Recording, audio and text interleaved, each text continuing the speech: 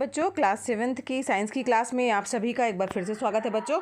और हम पढ़ रहे थे चैप्टर नंबर 5 ऊष्मा एवं ताप। बच्चों ये चैप्टर हमने पढ़ना स्टार्ट कर दिया था और इस चैप्टर में हम लोगों ने जाना था कि ऊष्मा क्या है, हम ताप को किस तरीके से माप सकते हैं, तापमापी के बारे में जाना था। डॉक्टरी थर्मामीटर क्या है इसके बारे में भी हम पढ़ चुके हैं, ठीक है।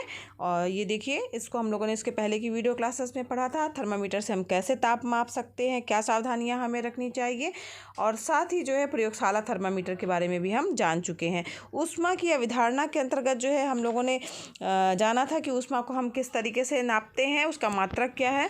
कैलोरी बराबर 1 कैलोरी बराबर कितना होता है, 4.18 जूल होता है। और साथ ही ऊष्मा का मापन एवं निर्भरता भी हम पढ़ चुके हैं कि ऊष्मा को हम कैसे नापते हैं और किन किन बातों पर ऊष्मा जो है वो निर्भर करती है। साथ ही बच्चों हम लोगों ने किसी पदार्थ की जो विशिष्ट ऊष्मा है उसको कैसे ज्ञात करते हैं उसके बारे में भी जाना था। उसका फार्मूला जो है ऊष्मा की मात्रा बराबर था पदार्थ का द्रव्यमान गुणे पदार्थ की विशिष्ट ऊष्मा गुणे पदार्थ की ताप वृद्धि, Q = MS डेल्टा T या Q = MS T। ये हम फार्मूला पढ़ चुके हैं। इसके पहले की वीडियो क्लासेस में चैप्टर भी समझा था हम लोगों ने। और साथ ही बच्चों चैप्टर नंबर 4 तक जो है हम लोग इसके अभ्यास प्रश्नों को भी पुरानी वीडियो क्लासेस में कर चुके हैं। अगर आपने अभी तक वीडियो नहीं देखा है तो चैनल की प्लेलिस्ट में जा कर के देख सकते हैं वीडियो को और चैप्टर समझ सकते हैं। साथ ही बच्चों अपना अभ्यास प्रश्नों का वर्क भी कंप्लीट कर सकते हैं। और साथ ही बच्चों अगर पढ़ाना पसंद आए तो वीडियो को ज़रूर लाइक कीजिएगा। चैनल पर नए हैं तो चैनल को सब्सक्राइब कीजिए, साथ ही बेल आइकन प्रेस कीजिएगा ताकि नए वीडियो का नोटिफिकेशन मिलता रहे। तो चलिए बिना किसी देरी के बढ़ते हैं आज के चैप्टर के आगे पढ़ने के लिए। आज हम पढ़ेंगे ऊष्मा स्थानांतरण की विधियों के बारे में। तो ऊष्मा स्थानांतरण की विधियां पढ़ने से पहले हमें ये समझना ज़रूरी है कि क्या वास्तव में ऊष्मा का स्थानांतरण होता है। क्या आपने कभी अनुभव किया है कि ऊष्मा एक जगह से दूसरी जगह पर जाती है। तो बच्चों अगर गर्म गर्म चाय आपने ली है, उसे स्टील के ग्लास में डाला है, तो आप देखते हैं कि उसका अगर आप जब छुएंगे तो आपको ग्लास गर्म महसूस होगा ना। धातु की छड़ का अगर मान लीजिए कोई एक सिरा है उसको गर्म कर दिया है और थोड़ी देर बाद आप देखेंगे उसके दूसरा सिरा भी जो है वहाँ तक ऊष्मा पहुँच जाती है, वो भी गर्म हो जाता है। तो अगर हम चाय से भरा ग्लास है, अगर उसे हम ठंडी जगह पर रख दिए हैं या खुला छोड़ दिए हैं, थोड़ी देर के लिए रख दिए हैं, तो चाय क्या हो जाती है, ठंडी हो जाती है। तो इन सब चीज़ों से क्या निष्कर्ष निकल रहा है कि ऊष्मा बच्चों स्थानांतरित हो रही है ना। यानी चाय गर्म थी तो गर्म चाय जब हमने स्टील के गिलास में डाला तो स्टील में स्थानांतरित हो गई, स्टील का गिलास भी हमें गर्म प्रतीत होने लगा। एक छड़ का एक सिरा अगर गर्म है तो थोड़ी देर बाद दूसरा सिरा भी गर्म हो जा रहा है, तो उसमें भी ऊर्जा जो है एक सिरे से दूसरे सिरे की ओर स्थानांतरित हो रही है। चाय ठंडी करने अगर हमने रख दी है तो बाहर का ठंडक जो है यानी जो गर्म है, गर्मी जो है वो स्थानांतरित हो जा रही है वातावरण में और ठंडक जो है उसकी के कारण चाय ठंडी हो जा रही है। अगर बच्चों आप कभी आग के सामने खड़े होते हैं तो आपको आपके शरीर में गर्माहट महसूस होती है। तो वो महसूस क्यों हो रही है, क्योंकि ऊष्मा जो है वो आप तक पहुंच रही है, उसका स्थानांतरण हो रहा है। तो इन सब से क्या निष्कर्ष निकल रहा है कि ऊष्मा का स्थानांतरण होता है। वह एक वस्तु से दूसरी वस्तु में होता है, एक स्थान से दूसरे स्थान तक हो सकता है और साथ ही वस्तु के ही एक भाग से दूसरे भाग तक हो सकता है। तो समझ में आ गया बच्चों, ऊष्मा का स्थानांतरण मतलब निष्कर्ष निकला कि होता है। तो ऊष्मा स्थानांतरण की जो क्रिया होती है उसी को क्या कहा जाता है, ऊष्मा का संचरण कहते हैं। तो निष्कर्ष निकल के आया बच्चों, ऊष्मा स्थानांतरण की क्रिया को ऊष्मा का संचरण कहा जाता है। अब दो वस्तुओं के बीच ऊष्मा का संचरण जो है वो किस लिए होता है, क्योंकि उनके ताप में अंतर होता है। अगर ताप में अंतर है तभी तो ऊष्मा का संचरण होगा। तो और एक बात और बच्चों ध्यान रखिए कि हमेशा ऊष्मा का संचरण अधिक ताप वाली वस्तु से कम ताप वाली वस्तु की ओर होता है, ठीक है। ऊष्मा का संचरण हमेशा अधिक ताप वाली वस्तु से कम ताप वाली वस्तु की ओर होता है। और ऊष्मा संचरण की जो है 3 विधियां हैं, चालन, संवहन और विकिरण। तो एक एक विधियों का हम अध्ययन करेंगे। सबसे पहले हम लेके चल रहे हैं चालन विधि। तो जो चालन विधि है उसके बारे में समझना है हमें। तो एक मान लीजिए आपने कोई भगोना लिया है, उसमें गर्म पानी रखा है और गर्म पानी हो रहा है, उबल रहा है और एक चम्मच जो है हम उससे चला रहे हैं। थोड़ी देर के लिए आप चम्मच उसको रख दीजिए, या चला रहे हैं और उसी के अंदर ही चला रहे हैं या थोड़ी देर के लिए छोड़ दिया है, तो आप देखेंगे कि चम्मच भी धीरे धीरे करके क्या हो जा रहा है, गर्म हो जा रहा है। यानी उसका दूसरा सिरा भी जो है वो काफ़ी गर्म हो जाता है और इतना गर्म हो जाता है कि आपको उसको उठाने में, दूसरी तरफ रखने में भी दिक्कत महसूस होती है। तो उसमें हो क्या रहा है वास्तव में कि जल की ऊष्मा जो है वो चम्मच के एक सिरे से दूसरे सिरे तक पहुंच जा रही है। अब ऐसा होता क्यों है बच्चों? क्योंकि अब सभी पदार्थ जो है अणुओं से मिलकर के बने होते हैं, तो जो चम्मच का सिरा है उबलते जल में है जो, उसका टेम्परेचर बढ़ जाता है और जो जिस अणु का टेम्परेचर जो उसके उबलते पानी के संपर्क में है, जिसका टेम्परेचर बढ़ा हुआ है, वो अपने पड़ोसी अणु को जो है वो स्थानांतरित करता जाता है ऊष्मा को, और ये अणु जो है धीरे धीरे करके दूसरे अणुओं को स्थानांतरित करेंगे, अपने पड़ोसी अणुओं को स्थानांतरित करते जाएंगे ऊष्मा। तो इस प्रकार से बच्चों ऊष्मा क्या होती है, अधिक ताप से कम ताप के सिरे तक धीरे धीरे करके पहुंच जाती है और कुछ समय बाद चम्मच का दूसरा सिरा भी क्या हो जाता है बच्चों, गर्म हो जाता है। तो इस प्रकार की यह विधि क्या कहलाती है, ऊष्मा संचरण की विधि कहलाती है, जिसका नाम है चालन। ठीक है, तो यह विधि कौन सी कहलाती है, चालन। ठीक है, समझ में आया बच्चों? इसे बच्चों एक क्रियाकलाप से और समझिए। आपके सामने ये चित्र जो दिख रहा है उसके अनुसार ही हमको एक काम करना है। यहाँ पर देखिए, जो यहाँ पर चित्र में आपको 1 2 3 4 जो दिख रही हैं वो क्या है, हमने ली हैं, पिनें ली हुई हैं, और एक ये जो बड़ी सी पट्टी दिख रही है ये लोहे की पट्टी ली हुई है। उसको ईंट की सहायता से जो हमने दबा दिया है, और जो ये 4 पिन है उनको यहाँ पर मोम की सहायता से जो है वो चिपका दिया। ठीक है, अब हमने क्या किया कि ये जो स्प्रिट लैंप आप देख रहे हैं बच्चों, इसकी सहायता से जो है हमने उसको गर्म करना चालू किया, लोहे की पट्टी को। ये लैंप है, इसकी सहायता से हमने जो है वो लोहे की पट्टी को गर्म करना चालू किया। थोड़ी देर बाद आप क्या देखेंगे कि पिनें जो हैं धीरे धीरे करके गिरने लगेंगी। कौन सी पिन पहले गिरेगी? तो जो सबसे नज़दीक पिन है स्प्रिट लैंप के पास लोहे की पट्टी में, जहाँ से आग लोहे तक पहुँच रही है, वो पिन सबसे पहले गिरेगी, यानी 4 नंबर की पिन सबसे पहले गिरेगी। इसके बाद बच्चों 3 नंबर की पिन गिरेगी, फिर 2 नंबर की, फिर 1 नंबर की, और धीरे धीरे करके सारी पिनें गिर जाएंगी। ऐसा होता क्यों है? ऐसा इसलिए हो रहा है बच्चों क्योंकि ऊष्मा का स्थानांतरण धीरे धीरे करके जो है वो होता जा रहा है। तो जो 4 नंबर की पिन तक जो है ये लोहे की पटरी की सहायता से यहाँ तक ऊष्मा पहुँची, इसके बाद फिर आगे अणु में स्थानांतरित हुई, फिर और आगे अणु में स्थानांतरित हुई, और आगे अणु में स्थानांतरित हुई। इस प्रकार ऊष्मा का स्थानांतरण होता गया पास वाले अणु के पास में, और जो है सारी पिनें आपस जो धीरे धीरे करके गिर गई। तो इससे यह निष्कर्ष निकला बच्चों कि जितने भी ठोस पदार्थ है उसमें ऊष्मा का संचरण जो है वो चालन विधि के माध्यम से हो रहा है, और यह विधि जो है वो चालन विधि कहलाती है। ऊष्मा जो है एक स्थान से दूसरी, एक सिरे से दूसरे सिरे पर या एक स्थान से दूसरे स्थान तक जो है वो स्थानांतरित होती है। तो बच्चों ये थी हमारी चालन विधि।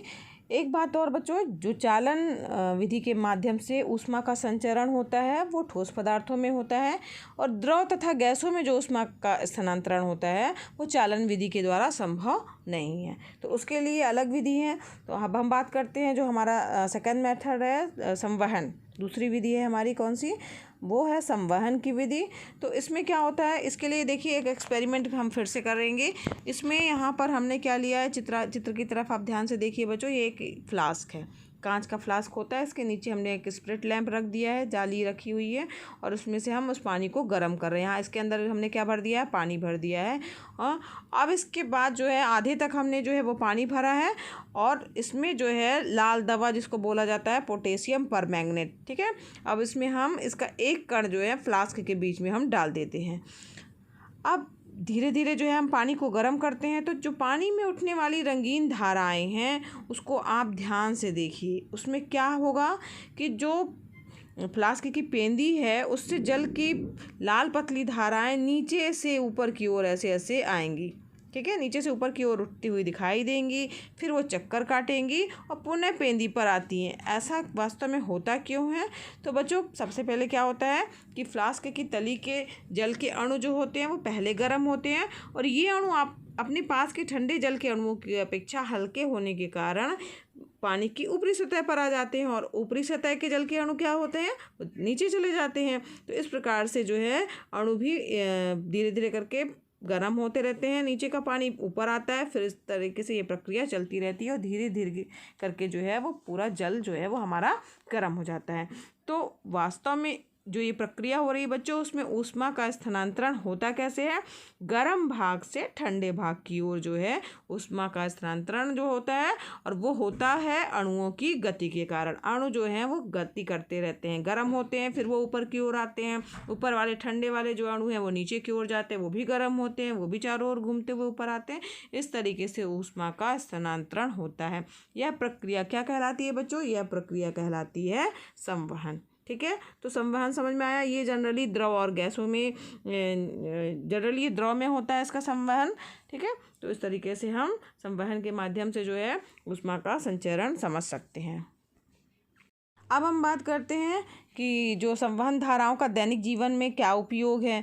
तो आपने घरों और कारखानों से निकलने वाले धुएं, गर्म गैसें, ये सब जो आपने देखा होगा, तो ये सब क्या होता है, इन सब को निकलने के लिए जो है वो ऊपर की तरफ जो है एक चिमनी बनाई जाती है। तो ये सब गैसें जो हैं गर्म होती हैं और धीरे धीरे करके क्या होती हैं, ये ऊपर की ओर आती जाती हैं, है ना। तो गर्म गैसें जो हैं वो संवहन धाराओं के कारण ऊपर की ओर उठ करके चिमनी के द्वारा घर के बाहर निकलती जाती हैं। तो और साथ ही बच्चों, श्वसन क्रिया में जो निकली वायु होती है वो सामान्य वायु की तुलना में गर्म होती है, नम होती है और कम घनत्व वाली होती है। तो ये सभी ऊपर उठ करके खिड़की, दरवाजे, रोशनदान, इन सब से बाहर निकलती जाती है। और कमरे तथा हाल से गर्म वायु निकालने के लिए छत के पास की दीवार में जो है एग्जॉस्ट फैन लोग लगा देते हैं ना, या रोशनदान बनाते हैं। वो जनरली आप देखिएगा सभी के घरों में खिड़की दरवाजे तो होते हैं, रोशनदान भी बनता है, वो ऊपर की तरफ होता है ताकि गर्म हवा जो है वो निकलती जाए, क्योंकि गर्म हवा क्या होती है वो धीरे धीरे गर्म होकर ऊपर की ओर उठती है। और कमरे तथा हाल में ठंडी और स्वच्छ हवा के लिए जो है वो खिड़की दरवाजे होते हैं। तो वो जो ठंडी हवा है वो चूँकि ठंडी होती है तो वो नीचे की तरफ ही रहती है, तो वो खिड़की से और दरवाजे से जो है ठंडी हवा आती है, और जो कमरे की गर्म हवा है वो ऊपर की तरफ जाती है रोशनदान से, या जो झरोखे बनाए गए हैं या एग्जॉस्ट फैन लगाए हैं उनके माध्यम से बाहर की ओर जाती है। तो इस प्रकार से जो है वो गैसीय पदार्थ है उसमें ऊष्मा का संचरण होता है और वो बाहर निकलती है गर्म होकर के गैसें। ठीक है, अब हम बात करते हैं जो हमारी तीसरी विधि है, वो विधि है विकिरण। तो तीसरी विधि पढ़ने से पहले बच्चों हम लोगों ने एक चर्चा की अभी कि जैसे मान लीजिए हम आग के पास खड़े हैं और थोड़ी देर बाद हमें भी गर्मी महसूस होने लगती है, तो वो जो ऊष्मा हम तक आ रही है वो विधि ही विकिरण विधि है। यानी ऊष्मा संचरण की ये तीसरी विधि होती है, और इसमें ऊष्मा का जो स्थानांतरण होता है वो एक स्थान से दूसरे स्थान तक बिना किसी माध्यम के होता है। ठीक है, यह विधि क्या कहलाती है, विकिरण विधि कहलाती है। और इस विधि में किसी गर्म वस्तु से अपने चारों ओर ऊष्मा की किरणें फैलती रहती हैं। अब जैसे कि अगर हम बल्ब जलाते हैं, विद्युत बल्ब है या मोमबत्ती है, तो उससे प्रकाश की किरणें चारों ओर फैलती हैं, हमें चारों ओर आसपास जो है वो उजेला दिखाई देने लगता है। उसी प्रकार से जो ऊष्मा की किरणें हैं वो एक स्थान से दूसरी स्थान तक जो है बिना किसी माध्यम के पहुंचती रहती हैं, और दूसरे दूर तक जो है उसका एहसास होता है। हम बाहर अगर मान लीजिए आग के पास खड़े हैं तो आग का एहसास जो है, उसकी गर्माहट जो है वो हमें महसूस होने लगती है। तो ये तीसरी विधि क्या कहलाती है, विकिरण की विधि कहलाती है। बच्चों एक क्रियाकलाप और समझ लीजिए, उससे आपको समझ में आएगा। मान लीजिए आपने एक मोमबत्ती जला करके रख दी है, ठीक है, और थर्मामीटर को हाथ से पकड़ करके आप इसकी मोमबत्ती की लौ से थोड़ी दूर पर खड़े रखें। मतलब ऐसा ना हो कि उसमें मोमबत्ती की लौ पे ही छुआ दें, नहीं, उससे थोड़ा दूर जो है रखना है। अब इसके बाद आप देखिए कि थर्मामीटर में पाठ्यांक में अंतर दिखाई दे रहा है क्या। तो आप देखेंगे बच्चों कि थर्मामीटर का जो रीडिंग है वो थोड़ी बढ़ जाएगी, है ना। तो थर्मामीटर की जो रीडिंग बढ़ रही है यानी ताप वृद्धि हो रही है उसमें ऊष्मा का जो स्थानांतरण है बच्चों, अब आप सोचिए उसमें किस विधि से हो रहा है। तो ना तो इसमें चालन विधि है, ना ही संवहन विधि है, क्योंकि ना तो वो ठोस चीज़ है कि एक जगह से दूसरे अणु एक दूसरे से जुड़े हुए हैं, और ना ही इसमें संवहन हो रहा है। तो इसमें होता क्या है, वास्तव में इसमें होता है विकिरण। तो इसके कारण जो है वो जो टेम्परेचर है थर्मामीटर का वो बढ़ता है। क्यों? अब क्योंकि वायु बच्चों ऊष्मा की कुचालक होती है, जिसके कारण थर्मामीटर की घुंडी तक ऊष्मा का स्थानांतरण तो चालन विधि से हो नहीं सकता है ना। और मोमबत्ती की जो लौ के आसपास की जो हवा गर्म है वो हल्की होने के कारण ऊपर की ओर जाती है, तो ऊष्मा का स्थानांतरण भी जो है संवहन विधि से नहीं हो रहा है। तो इसका मतलब क्या हुआ कि इसके लिए जो विधि प्रयोग हो रही है वो विधि है विकिरण। यही विधि क्या कहलाती है? विकिरण विधि कहलाती है। तो इस विधि में ऊष्मा स्थानांतरण के लिए दो वस्तुओं के बीच किसी माध्यम की आवश्यकता नहीं होती है ना। यह क्रिया जो है निर्वात में भी हो सकती है।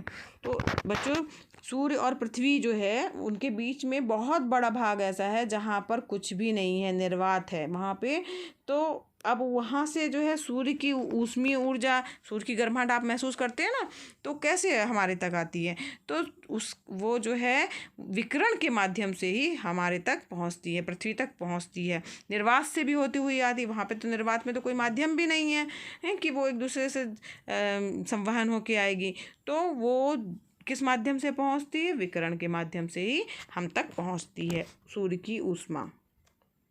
बच्चों जब अगर हम बात करें कि विकिरण का हम दैनिक जीवन में क्या उपयोग करते हैं, तो जब भी ठंडी का मौसम आता है तो आप हमेशा देखिए, आप आग जलाते हैं, आग के सामने बैठते हैं, या विद्युत जो हीटर है उसके सामने भी जो है रूम हीटर है, उन सब के सामने आप बैठते हैं। तो क्यों बैठते हैं? क्योंकि आपको गर्माहट महसूस होती है, गर्म महसूस होता है। तो आग अथवा विद्युत हीटर की ऊष्मीय ऊर्जा जो होती है वो विकिरण के माध्यम से ही बिना बीच के स्थान को गर्म किए सीधे हमारे पास तक पहुंचती जाती है। ठीक है, तो इसके कारण से जो है वो गर्माहट हम तक पहुंच जाती है। तो ये हमारा दैनिक जीवन में जो है हम विकिरण का प्रयोग कर रहे हैं। तो बच्चों आज की वीडियो क्लासेस में बस इतना ही। आज हमने जाना कि ऊष्मा के स्थानांतरण की 3 विधियां, चालन, संवहन और विकिरण के बारे में। चालन क्या है, संवहन कैसे होता है, साथ ही जो है विकिरण किस तरीके से होता है और उसका हम अपने दैनिक जीवन में क्या प्रयोग करते हैं। तो आज के लिए इतना ही बच्चों, आगे हम नेक्स्ट वीडियो क्लास में पढ़ेंगे।